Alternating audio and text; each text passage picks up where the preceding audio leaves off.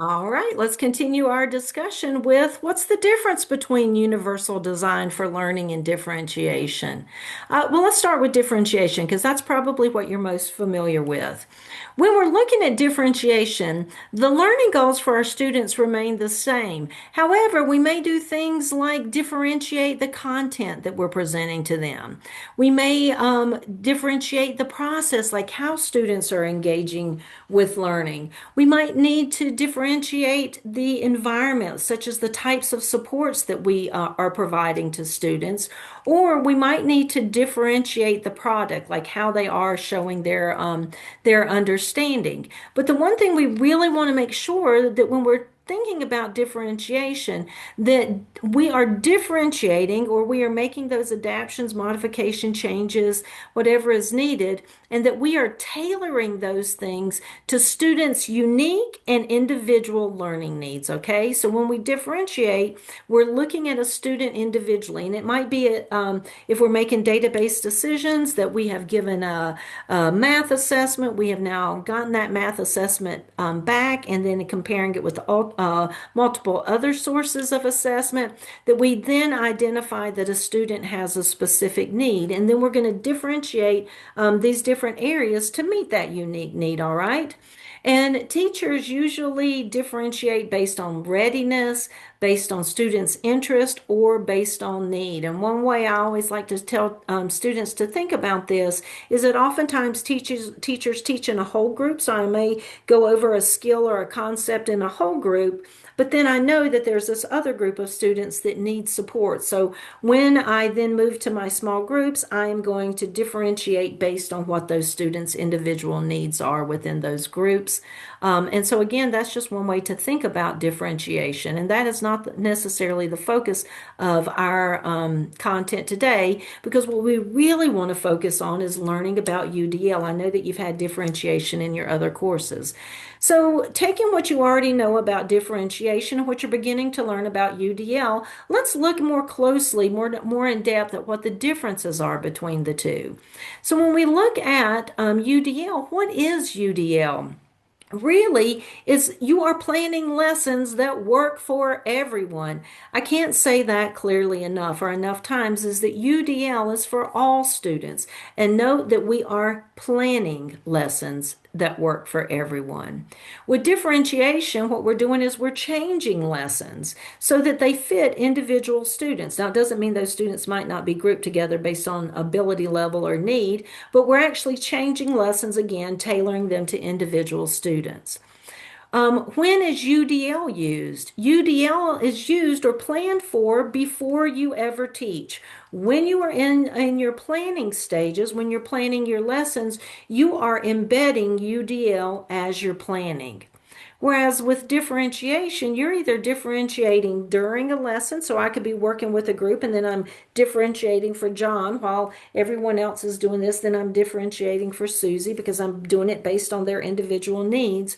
Or it could happen after teaching, right? A lot of times, again, pulling small groups, pulling individual students, etc. Or you could be using computer apps as well.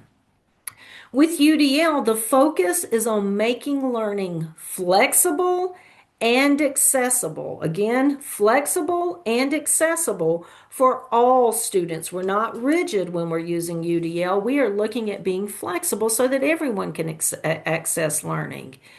The difference is that with differentiation, you are adjusting your instruction based on different needs, right?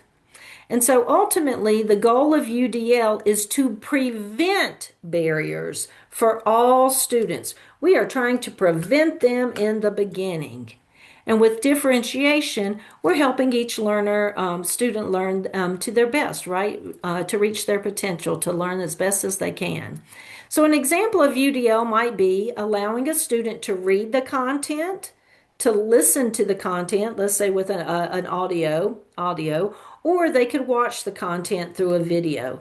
And so this would be multiple means of representation. You can read it, you can listen to it, or you can watch it.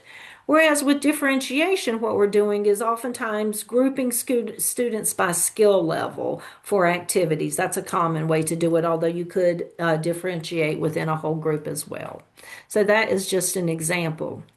So now let's compare traditional teaching to UDL.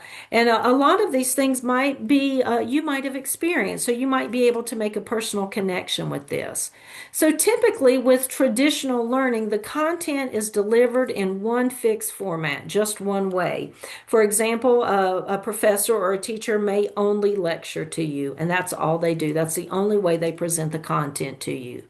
However, with UDL, the content is presented in multiple ways because we want to support the learning of diverse students because we all come with different skills, different strengths, different needs. And so again, we're planning for that ahead of time. In traditional teaching, students are often passive learners.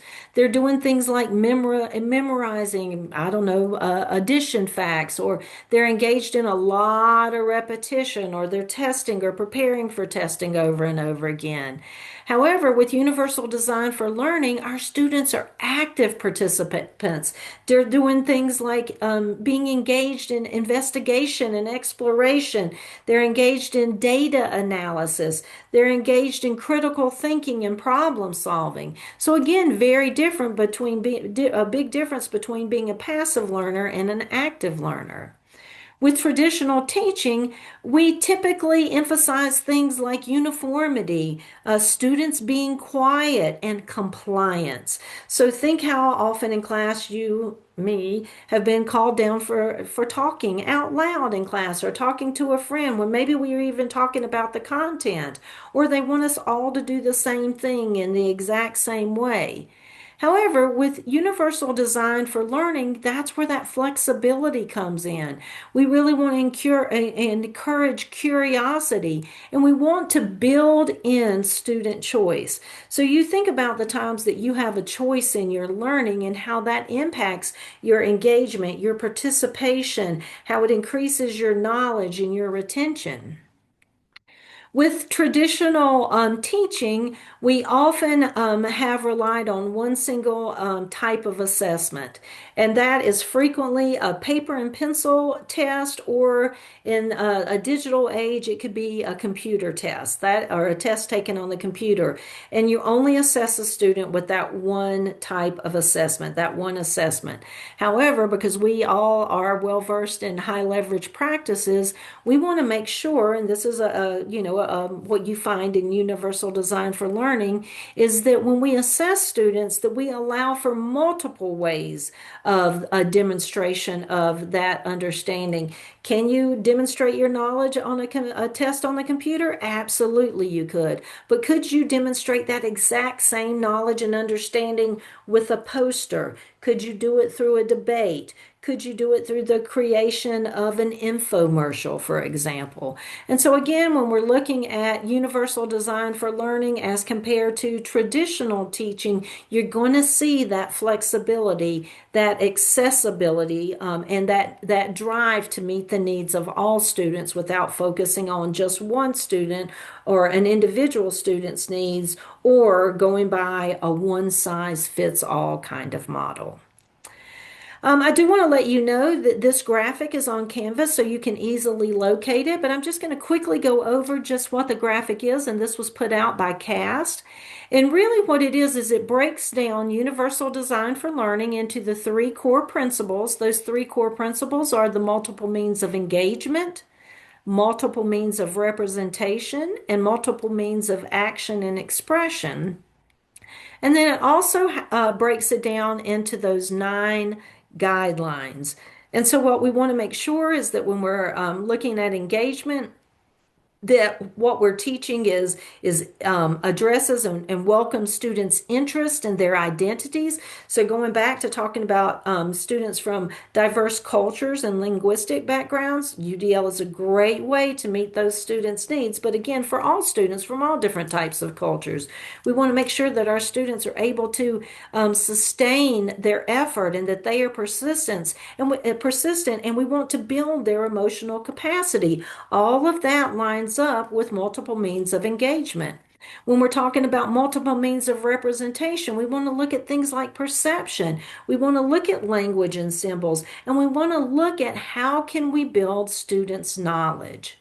And then finally, when we're looking at multiple means of action and representation, we're looking at the interactions in learning. We're looking at things like expression and communication. And then obviously, we want to make sure that our students are developing strategies that support their learning. And ultimately, the goal is learner agency. And so, what is learner agency? It's just that students own their learning. They start to build an ownership, and that they feel like and actually have developed some sense of control over their learning. And so, again, all of these things are directly addressed when you implement and plan for universal design for learning. So, with universal design for learning, this is kind of how you think. This is a great rubric that helps us look at what is that kind of that cycle. So, you would start with what do we know about learners and context? What do we already know about the learner? What do we already know about the context of the classroom, the context of our instruction? Next, we're going to look at what are we here to do? So, what is our goal of this learning? What do we want in the end? Then, once we know what we want, what we're shooting for, we want to identify any barriers to that to that learning. Because in order to remove a barrier, we have to make sure we know what it is. So, spending time identifying the barriers. Once we know what those barriers are, we want to identify universal supports for all students. So again, supporting students, removing barriers, and then supporting them in their learning. How are we going to support them in their learning? We're going to use those UDL guidelines to design our instruction in those students' learning. Then we're going to teach them, we're going to evaluate, and then we're going to revise our instruction, that typical data-based decision process. And so, what we want to make sure that we remember is that UDL is for all students. It increases access to the curriculum. It allows students to demonstrate their knowledge in a variety of ways. And it allows students to use their strengths and their preferences. And doesn't this all sound wonderful? Because it really is. That's why I was telling you to really pay attention. We're going to go more in depth so you can see how to actually implement UDL. But think about if you could increase access. Students had a lot of different ways to demonstrate their knowledge, and we could use their strengths and their preferences to engage them in learning and to support their learning. How powerful that is. All right, that's the end of our comparison of differentiation and UDL. So go ahead and do a check on your learning. Where are you? Make sure that if you're in one of these two areas right here with what we've covered thus far, that you make a note of it. Write your question either in your discussion guide, email it to me, or bring it up in class.